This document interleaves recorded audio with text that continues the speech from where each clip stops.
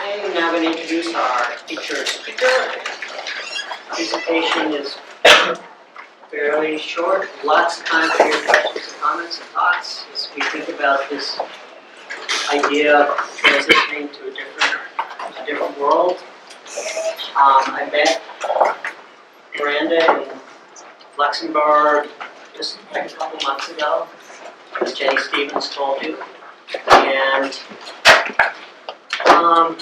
talked about this idea of energy transitions and said, wouldn't it be cool if we could come to Vermont? And she said, no way. I said, yes. So here she is. So the two things I want to highlight about her resume, her background, and you've read some of this hopefully in the bio, and I know many of you have gone and read about what's happened in Germany. After Fukushima disaster in Japan, the German government, the Chancellor, formed a commission, an ethics commission, to think about what Germany should do in the wake of this nuclear disaster. And out of that commission came this idea. I mean, obviously, Miranda's going to tell you there's a long backstory, but this forward-looking initiative, this amazing effort that's underway in Germany to transform the energy system. Miranda was involved with it at an early stage. That's more, but and the other thing I want to highlight is that next week we have 3 of the Vermont decision makers who are thinking about Vermont's energy transition. So listen carefully, and maybe there's information that we can learn tonight from Germany that may inform our conversation next week. So now I'd like to welcome Dr. Miranda Schreurs from Germany or wherever.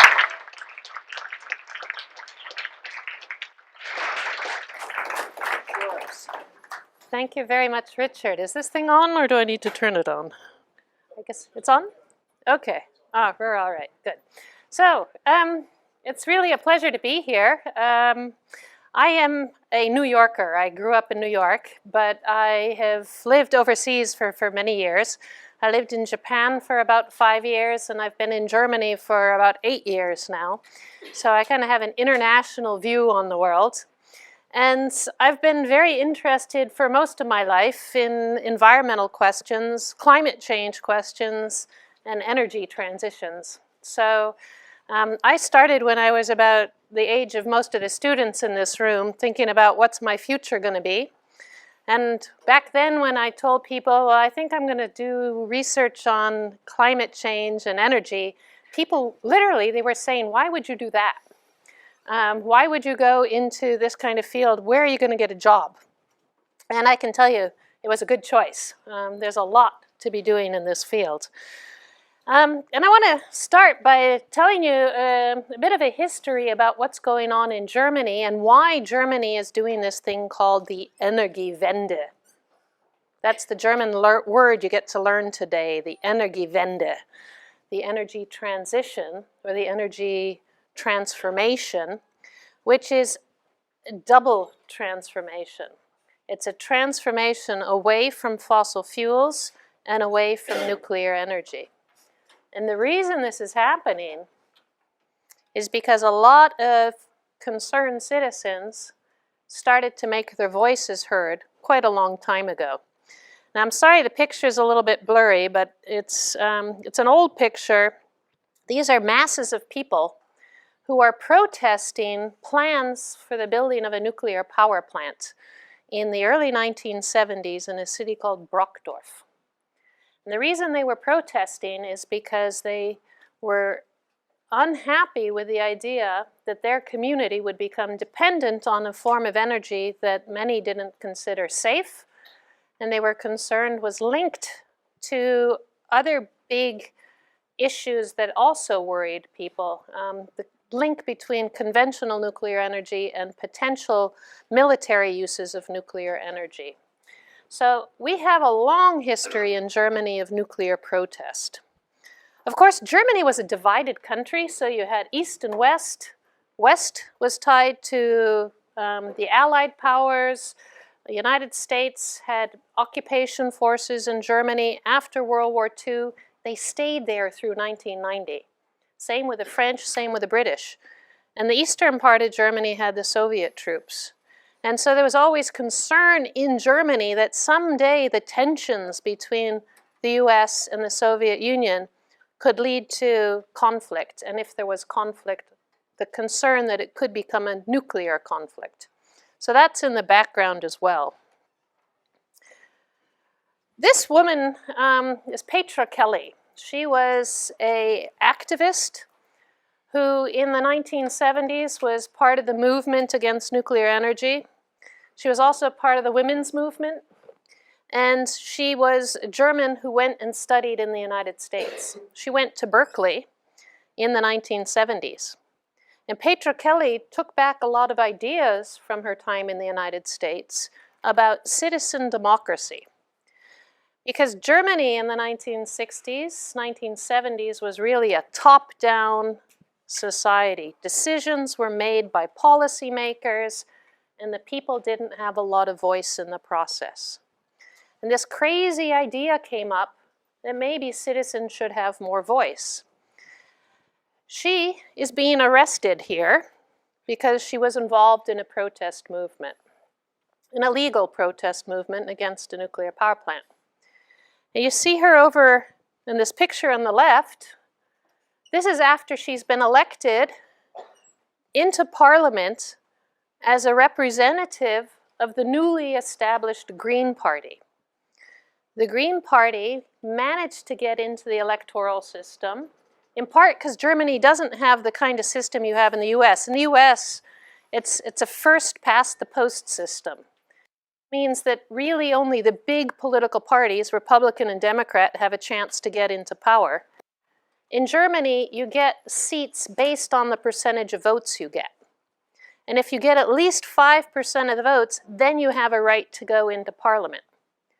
The Green Party succeeded to do that. And they took their ideas about anti-nuclear movement, peace movement, and women's rights into the Parliament. They were called the Watermelon Party. Green on the outside, red on the inside. And the nice thing here, she's shaking hands with Willy Brandt. Willy Brandt is a very famous politician of the Social Democratic Party who became one of Germany's more famous chancellors. The Green Party wasn't a very big party. In 1983, when they first got into Parliament, they only had 5% of the vote. They just squeaked in. But 5% of the vote means 5% of the vote that didn't go to other political parties. So other political parties started to wake up to their message. But in 1983, when they were saying no to nuclear, they were the only political party saying no to nuclear.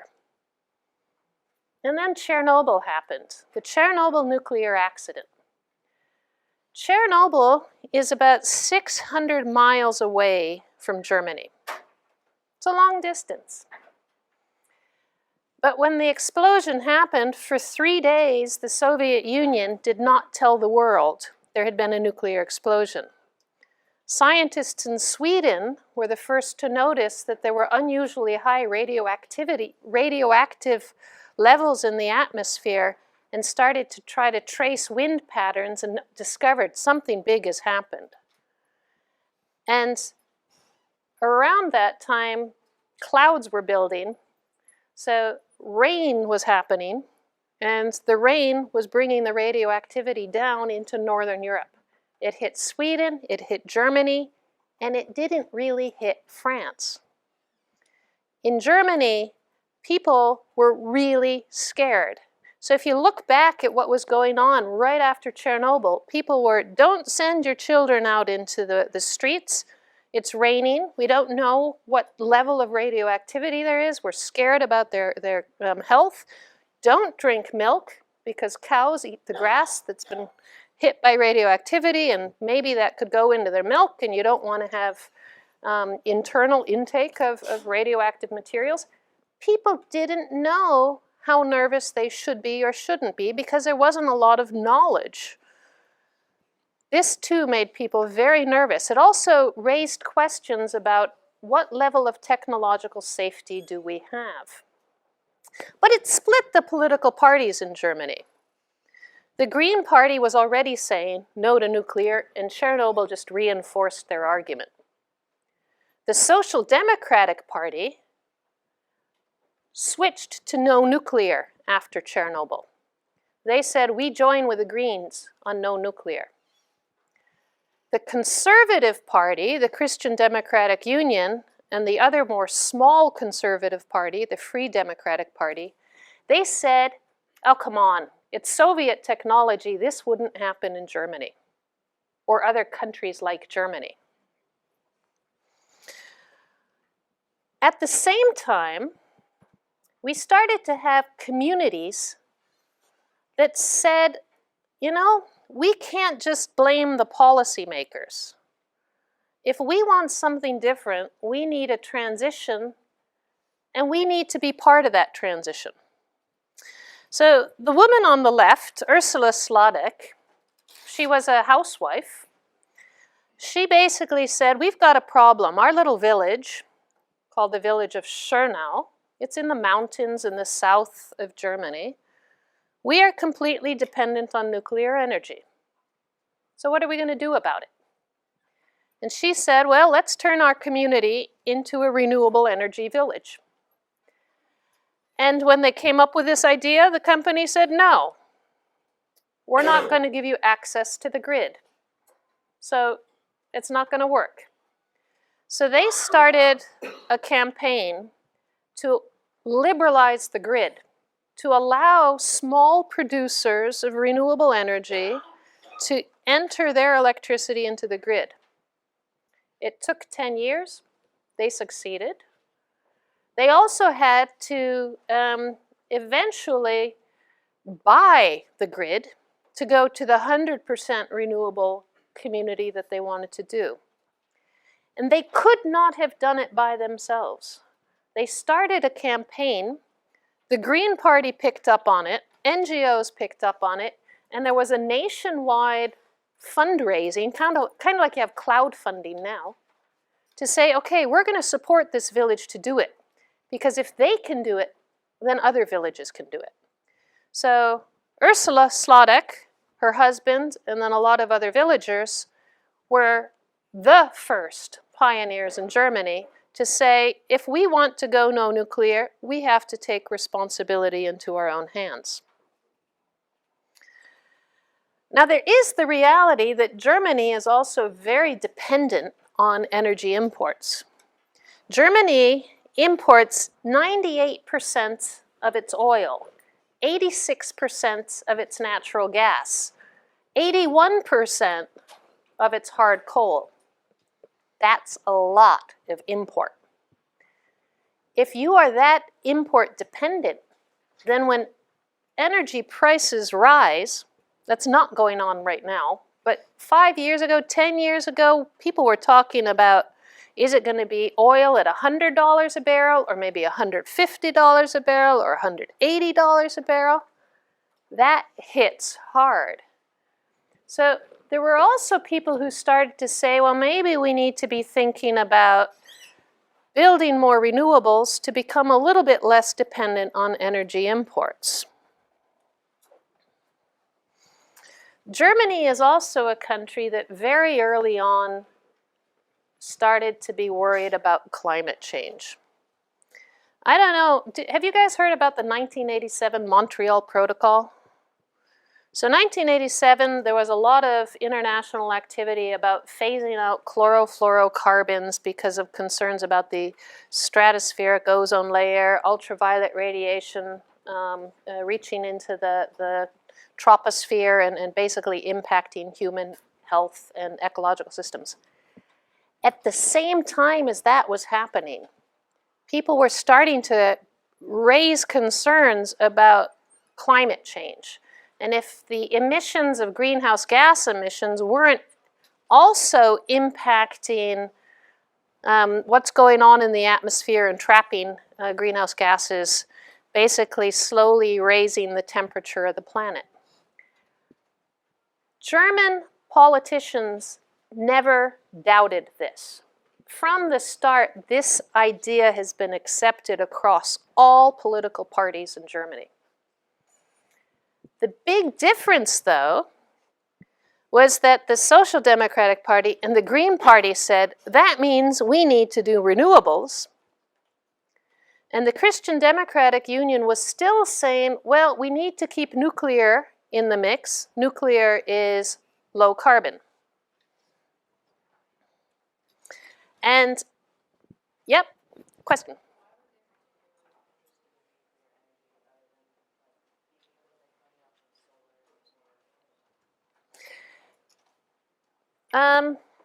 Probably from the 1950s already. There was a strong effort to pursue nuclear as a technology that produces almost limitless amounts of energy from a very small amount of input material, whether it's plutonium or uranium. It was seen as a high-tech, modern technology. Germany was one of the top 5 producers of nuclear equipment. Germany had 30% of its electricity from renewables. And to be told this is an unsafe technology and that it should be replaced with renewables, that back in the 1980s, wind turbines were like toys. They were tiny, they weren't efficient, they often broke down. We weren't very good yet at wind technology or photovoltaic technology. And if you said replace nuclear with renewables, people looked at you and said, you're crazy. I talked to a solar engineer who back in the 1980s, he was totally behind solar. And he said, even the solar community was saying, well, in the future, we can have 20% renewables in the electricity mix. They didn't even believe back then that you could do big-scale renewables. So you can kind of understand in the historical context that what the Green Party was saying sounded kind of crazy. And probably because it sounded kind of crazy, I've jumped over a couple things. After Chernobyl, there was a political party coalition between the Christian Democratic Union and the Free Democratic Party, 2 conservative parties. And in response to Chernobyl, a small little environmental group within this conservative set of parties said, well, you know what, we'll start something called a feed-in tariff. And in 1991, when they introduced this feed-in tariff, the big companies that were producing coal and nuclear power, they didn't really see renewables as any kind of threat. So they said, okay, go ahead. And the feed-in tariff got introduced, which actually is a really, really important transition, because without that, you wouldn't have had the kind of experimentation that allowed for technologies, wind technologies, PV technologies to improve. So in 2010, post-Chernobyl, with climate change concerns in the air, the German government introduced this plan. And the plan was going to be, let's make Germany the world leader in an energy transformation. Climate change, energy independence, cleaner air, new technologies will be number 1. This is the plan. Climate change, reduce greenhouse gas emissions by 80 to 95% of 1990 levels. What does that mean? It basically means no more heating your homes with coal or oil or gas.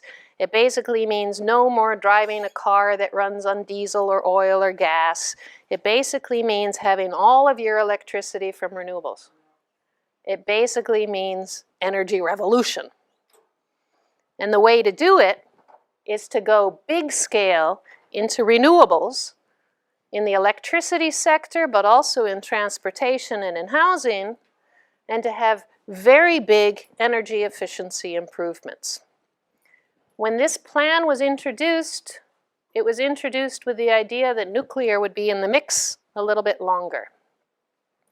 These were specific goals. 18% of primary energy should be renewables by 2020. That means 18% of total energy use, including transportation, heating. With these other goals until 2050, and let's keep nuclear in the mix a little bit longer. That didn't go over very well. When the conservative parties said, well, keep nuclear in the mix a little bit longer, you had really big demonstrations in Germany.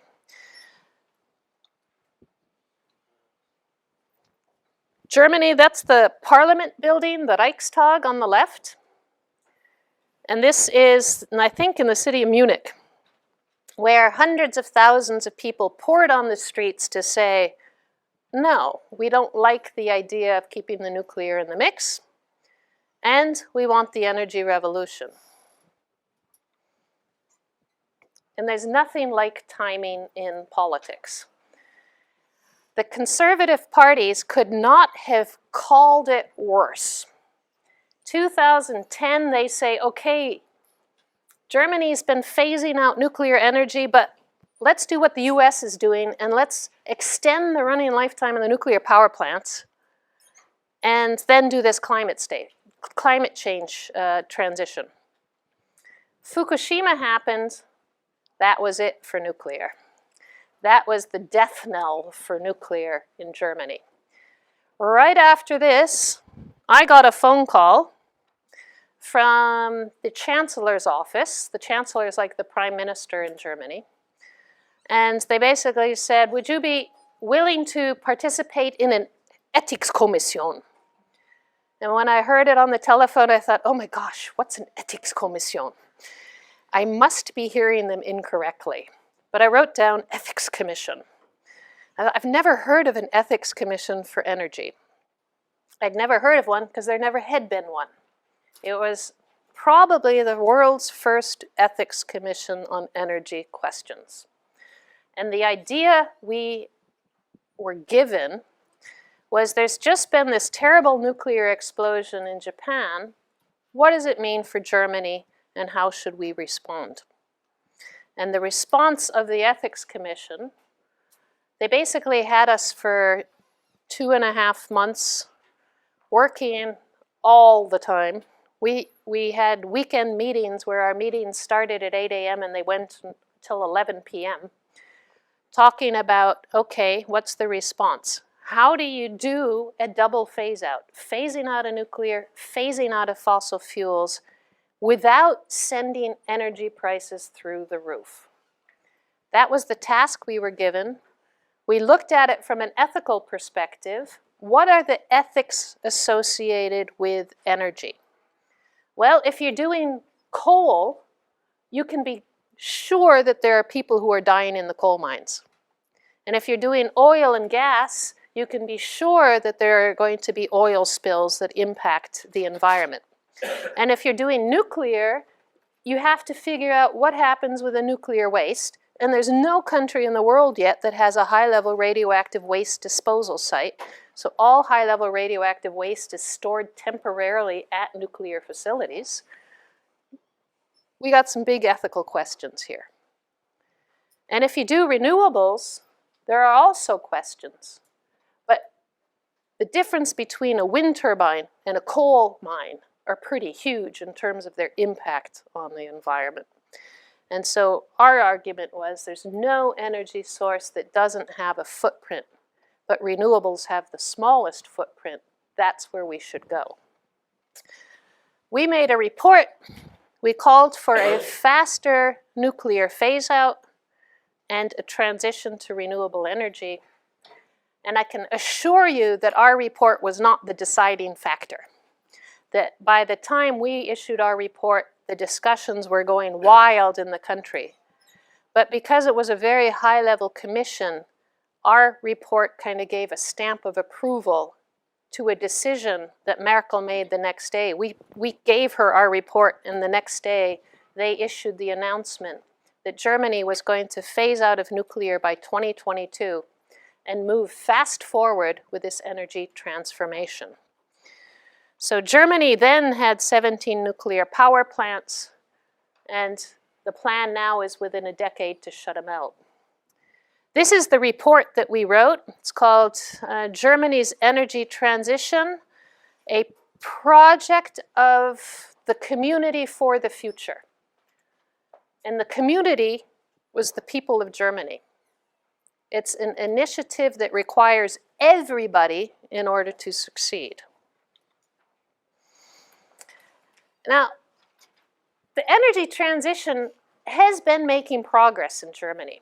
Here you can see the changing greenhouse gas emissions from 1990 till today.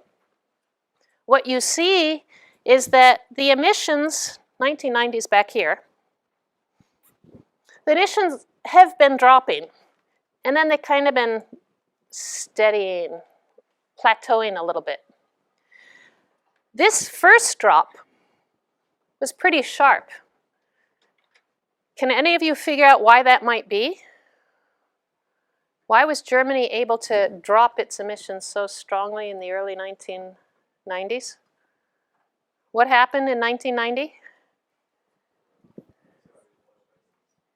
Oil prices? No, nice try. Berlin Wall, 1989, and in 1990, Germany unified.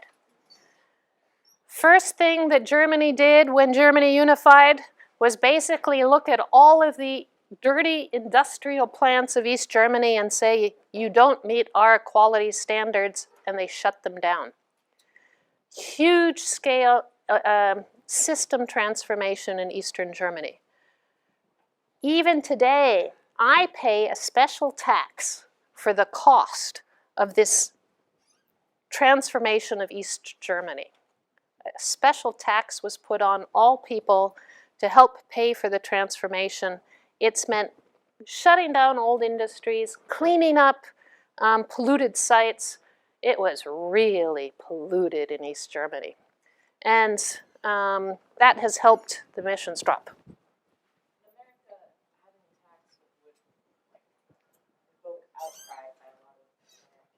Yeah.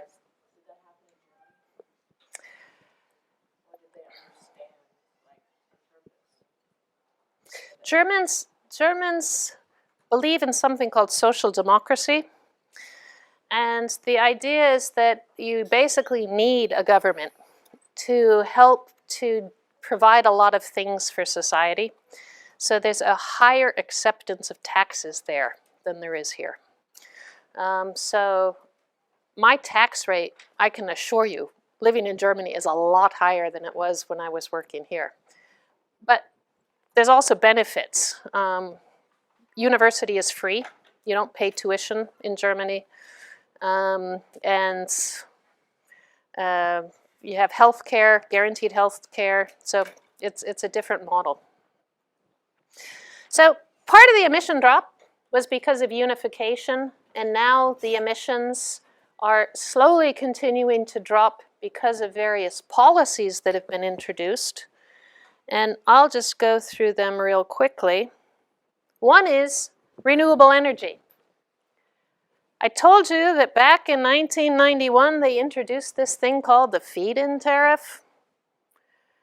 Back in 1991, when they introduced it, basically all it said is that grid operators are required to take renewables into the grid, and that renewables have first entry into the grid. And after the renewables go in, then the coal and the gas can go into the grid.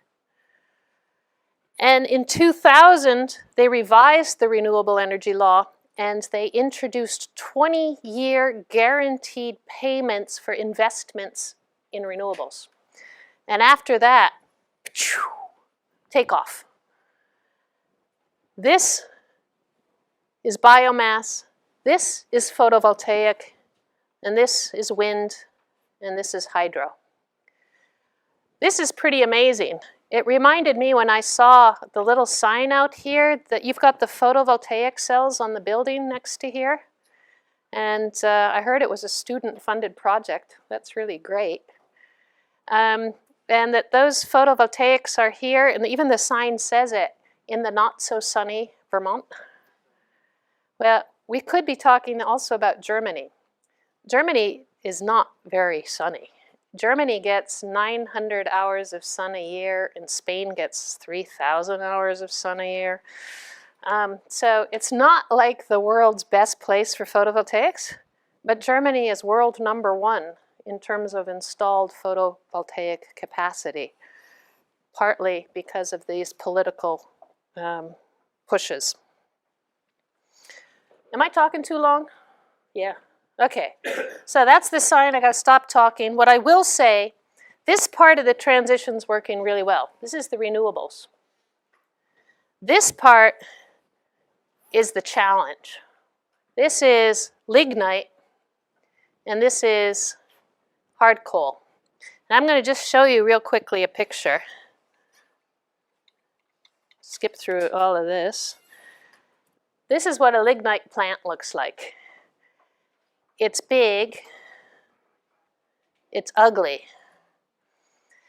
I took my students here recently because I said, you know, we're talking all the time about energy transition, and we should really be talking about where is it we are at? What's the footprint we are leaving now to get our electricity? And think about the future. And I will say, every time I hear a group say, I'm against a wind turbine because it's ugly, I'm like, you know, think a little bit about the ethics of energy. Maybe this isn't your backyard, but it is somebody's backyard. In fact, this coal mine required over 100 villages to be demolished. That's a lot of footprint. And rather than having this as your source of energy, photovoltaics, renewables, wind, hydro seem pretty attractive. Okay, I'll stop talking and we can open the floor for questions.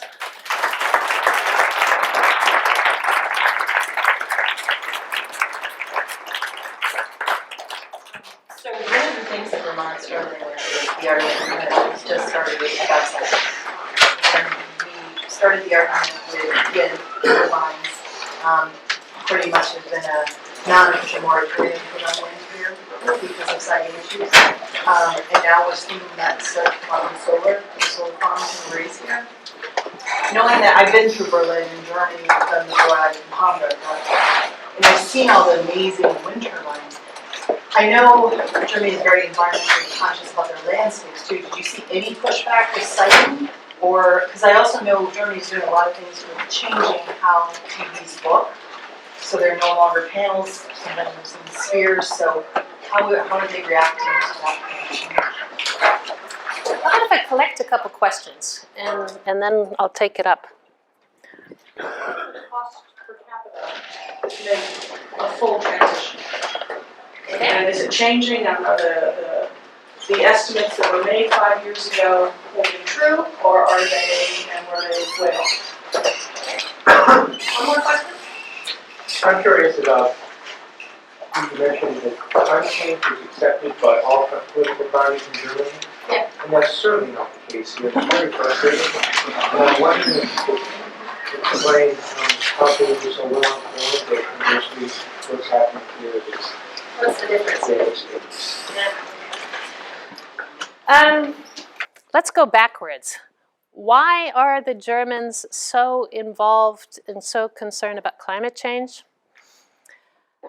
They look at these climate skeptics in the United States and they just shake their head in disbelief, to be honest. They look at them and say, we don't get it. And I think it's probably one because there's a pretty strong acceptance of science in Germany. The society really accepts what comes out of academia.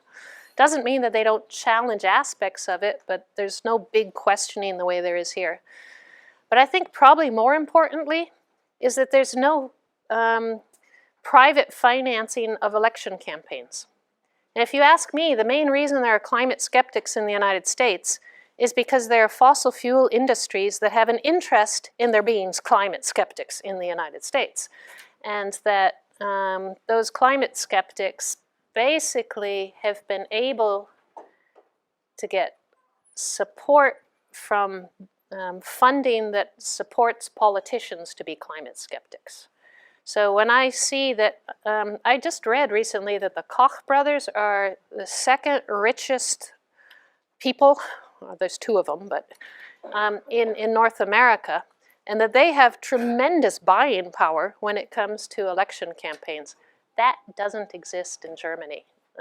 The financing of campaigns is public, and so there is no private financing of campaigns. And that makes a big, big difference. The cost of the energy transition. I can't give you a per capita figure, but the estimate for Europe, because the energy transition is not just a German one, it's a European one, just the building of the new grid infrastructure, we are talking about over €1 trillion. Expensive, but even more expensive if you don't do it. And that's the interesting part about the whole energy transition. If you invest now, you save your money later. And that's a thinking that, of course, it's not easy to sell, but basically, even during the ethics commission, we were talking about this. It's like a college education. Why do you send your kids to school? Because you hope they'll have more earning power afterwards, and that they'll be better situated for the future. We figure that if you don't do the energy transition, what does Germany have going for it? It has no resources other than dirty brown coal. It has to import everything, also other resources. It has a population that is old and getting older. How are you supposed to stay competitive? One way you stay competitive is you become a cool, exciting place that's doing an energy transition and is attracting people from all around the world who are interested in being on the cutting edge of transition. And you cut the costs of energy imports, and you cut the costs of waste. You know, all the garbage that we produce, that's a large part of the carbon dioxide emissions too. You cut the waste, you cut the resources, you become efficient, and then you have something to export, and you attract young people to live with you. Yeah, in the back. Oh, wait a minute, I forgot one question here. Siting, that's a really important question. In Germany, when they started in the early 1990s, they were building wind parks in the best wind areas, and there was opposition. The bird NGOs were basically saying, this is bad for migratory birds, and the tourist companies were saying, not in my backyard, that's going to ruin the view. And then they started experiments in Germany where they basically said, how about if the communities become the ones who buy and invest, so that it's a community-owned wind park or a community-owned solar field. Then the money and the project is in the hands of the people. So that, in fact, is what has happened. The German renewables are owned primarily by private individuals, farmers, and small group community projects, and not by the big companies. So ownership makes a real big difference in how you think about renewable energy. If the investment comes from outside, they take a beautiful space, they build a wind park, and then all the money leaves, then you only get the footprint. But if you have a relationship, then you feel very differently about it. Rick, hold on, I'm going to have some of the students jump in here. Gene? Energy revolution has influenced U.S. environmental policy at all? Okay, I'm going to talk to some questions. Let's do, go ahead. I was just going to ask about phasing out global nuclear power plants in Germany. Once they're inactive, what happens to those plants? Real good question, okay?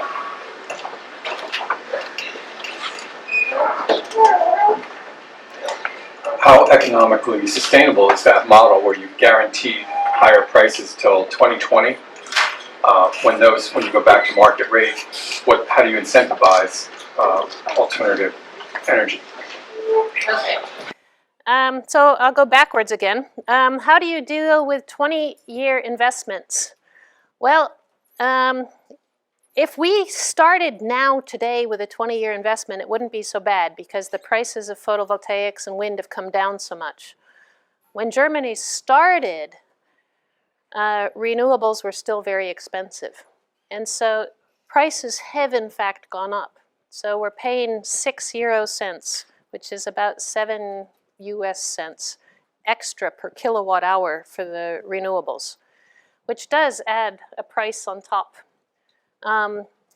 One proposal has actually been to take the costs of the first 15 years of the feed-in tariff and basically take those as system development costs and basically have us pay them off with our tax dollars. And then keep going, because then nobody would actually say renewables are expensive, because if you started it today, it wouldn't be expensive. That plan hasn't been bought yet, but it's an interesting idea. And now I'm forgetting. 3 questions that I'm forgetting. Oh yeah, nuclear power plant, decommissioning. When East and West Germany unified, East Germany had 6 nuclear power plants, 6 reactors. They are being decommissioned. Each plant takes about 13 to 16 years to decommission because the core of the nuclear reactor is also highly radioactive, and so you need special equipment to decommission. The waste is all highly radioactive. It is all in temporary storage. Now, another thing that got decided when Germany did the decision to phase out nuclear is it made a plan that by 2032, Germany has to decide where its high-level radioactive waste site is going to be. Now, one of the things I sit on is another project that's trying to figure out what do you do with high-level radioactive waste. Because talk about not in my backyard. There is no issue that has a stronger not in my backyard to it than high-level radioactive waste. There is, therefore, no place in the world that has a high-level radioactive waste facility yet. And if you ask me, it is totally irresponsible that any country in the world is building high-level radioactive anything without having a place to send the waste. Somebody said very nicely, it's like building an apartment without a toilet. Okay, we had one more question that I missed. Now I've forgotten it.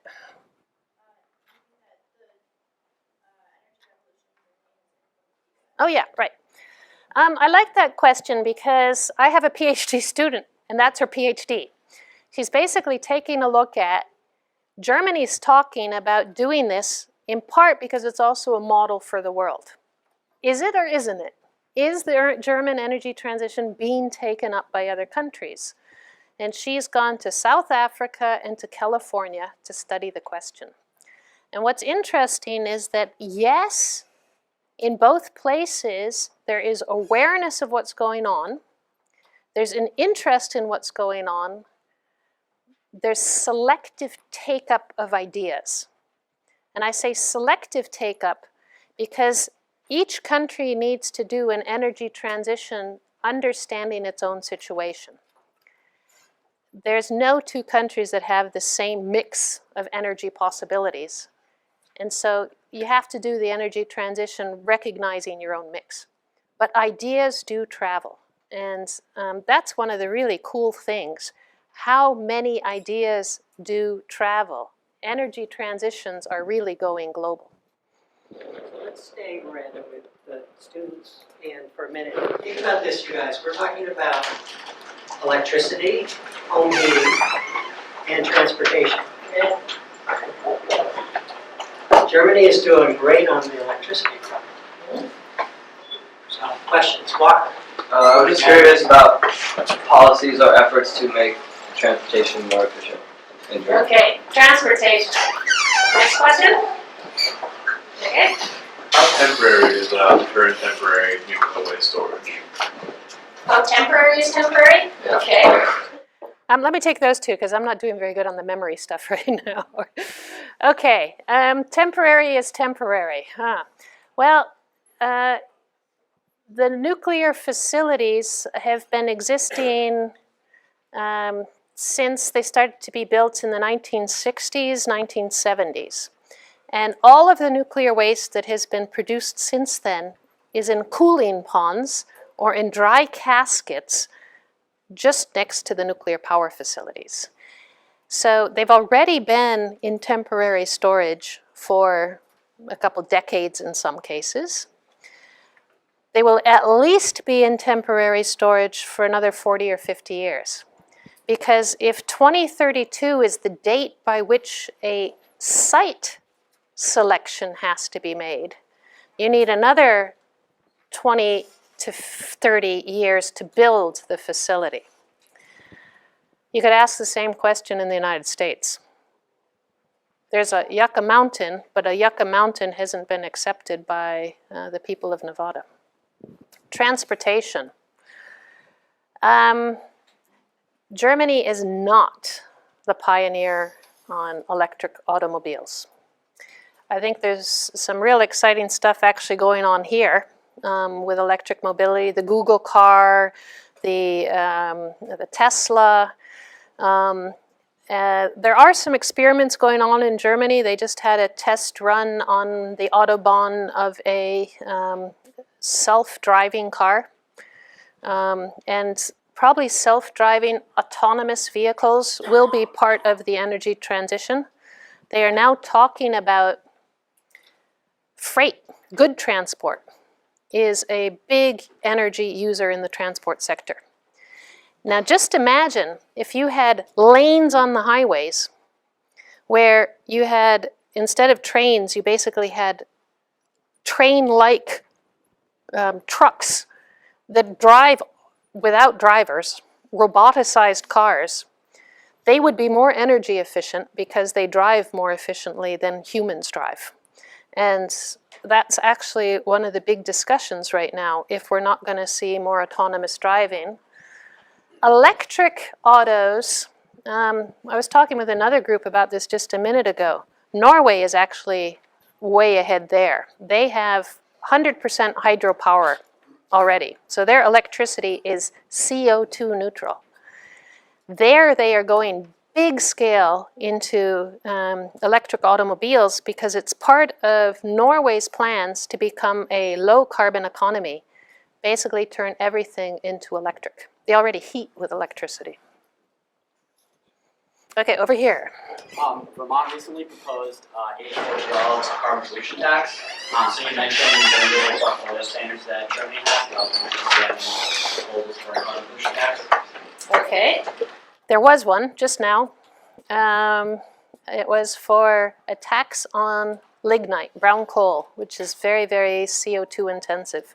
It failed due to public opposition. But that said, Germany has very high taxes on all fuels. So already, right now, you pay 29 cents per kilowatt hour for your electricity. In the United States, I think it's about 14 cents per kilowatt hour. And right now, the euro-dollar exchange rate, it's not quite 1 for 1, but maybe 29 euro cents is like 35 American cents. So Germans are paying 2.5 times the amount for their electricity. That's not because of renewables. That's just pure taxes. And gasoline, yeah. So I hear that gasoline, what is it running in the US now per gallon? $2.29. It's at least double, maybe 2.5 times that in Germany. So the taxes are already there. The question is, do you put even more taxes on things? So do people abroad that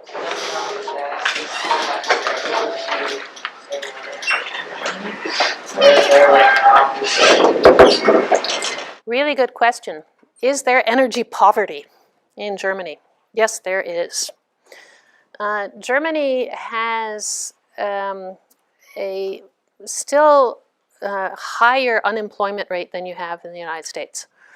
So there are a lot of people who are living on what they call Heart 4.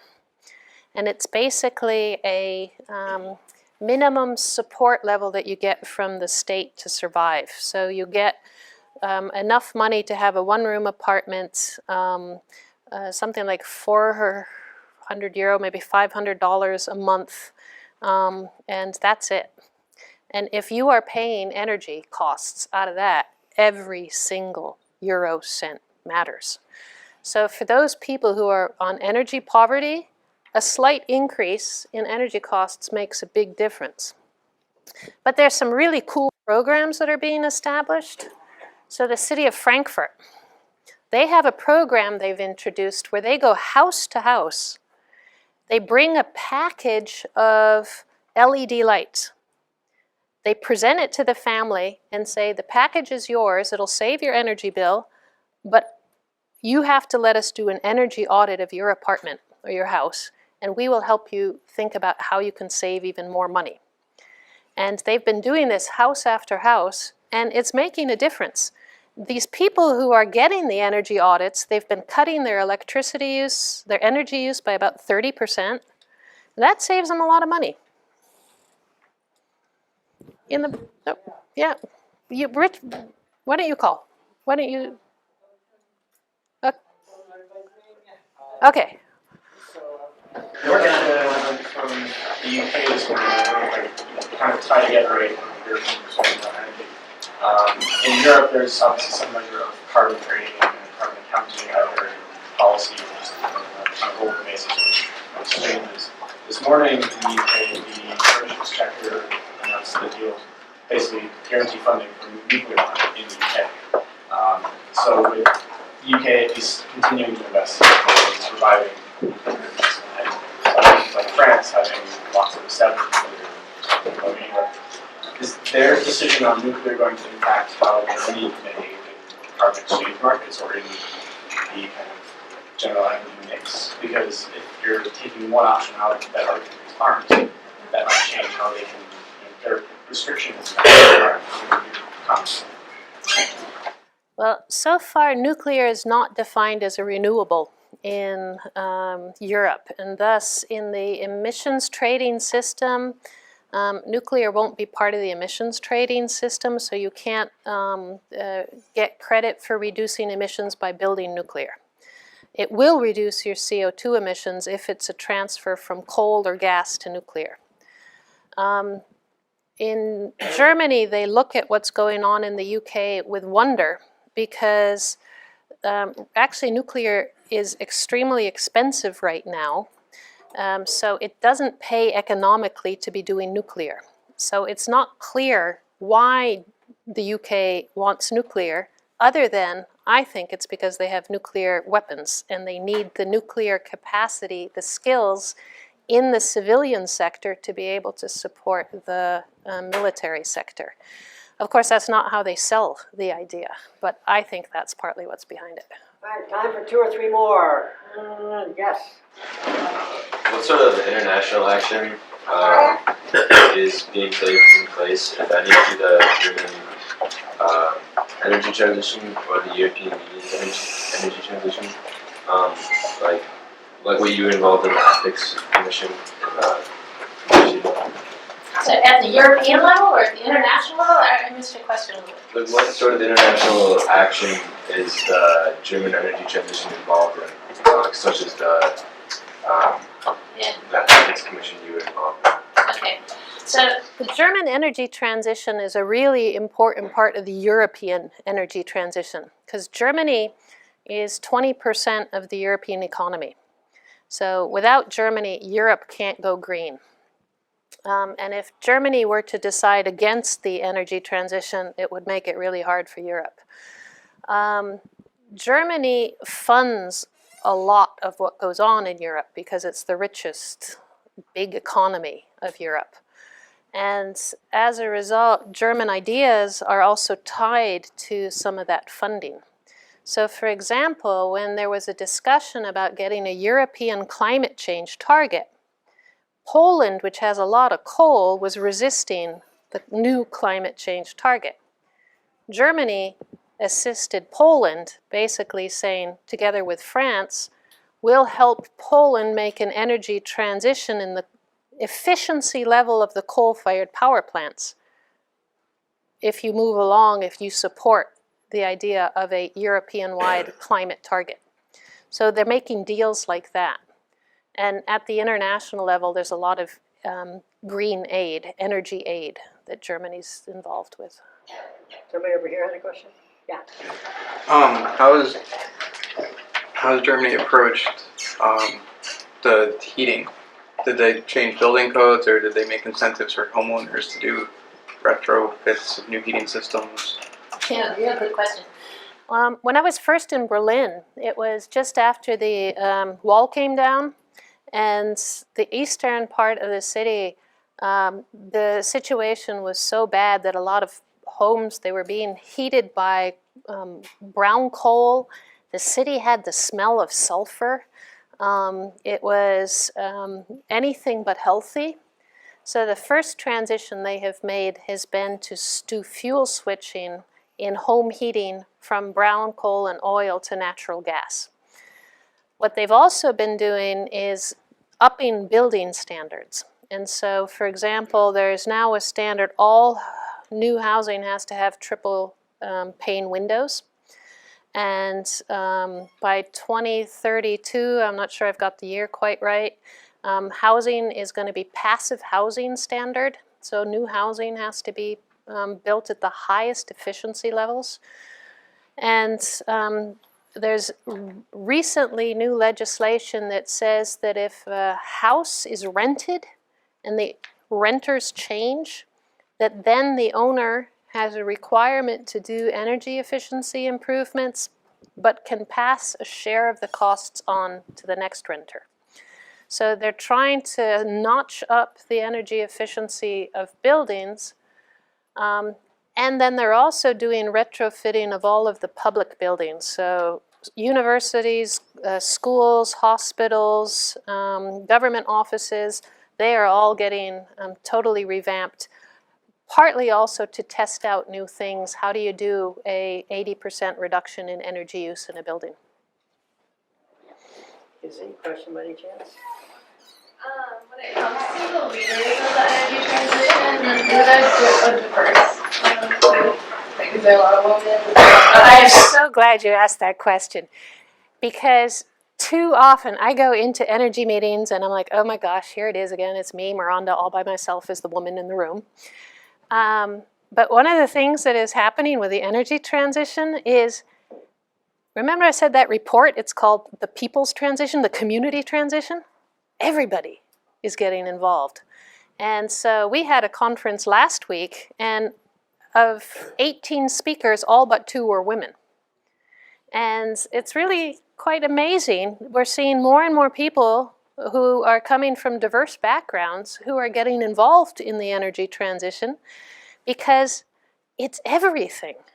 It's like, get people on bicycles. It's like, how many of you have ever been in a room in the summertime where you're cold because it's over air conditioned, right?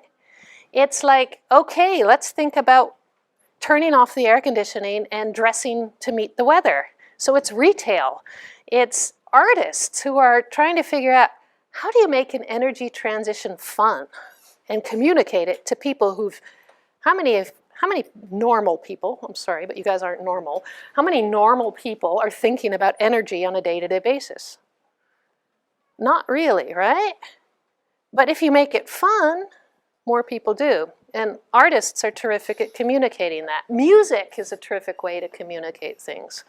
So the energy transition we're talking about now is, it's all inclusive. And so we are seeing a more diverse community coming in. I think one area where we still have to work on a lot, though, is In Germany, there's a different question in terms of what does diversity mean? Because in Germany, it's what do you do with the immigrant populations who are often not speaking German or are not speaking English, and how do you bring them on board? So there's a very large Turkish community in Germany, and one of the big questions is how do you also reach out to those communities? All right, last question. Eli, bring it home. Advice for the Green Mountain State. I would say you are already on the right path, because what I have managed to see in 48 hours of being here is a tremendous interest in the environment. I have been very impressed by, one, Burlington, what a beautiful city, and it's so green. And I have seen signs all over the place. My eyes are trained to look for this kind of stuff. I have seen lots of things which are educational information about environment, about energy. So that's all really good. But I didn't see any bike lanes on the roads. I just see cars dominate, so I got to do something there. Probably we could do a little bit more on the energy efficiency. I'm not sure if you've got LED lights in here yet, do we? Yeah? You know, in every single building, in every single country, there's still a lot to be done. So I would say my advice is keep at it, keep moving, and don't let somebody tell you it can't be done. Remember that revolutions, every single revolution in the world has always been started by someone. And it's communities that make things happen.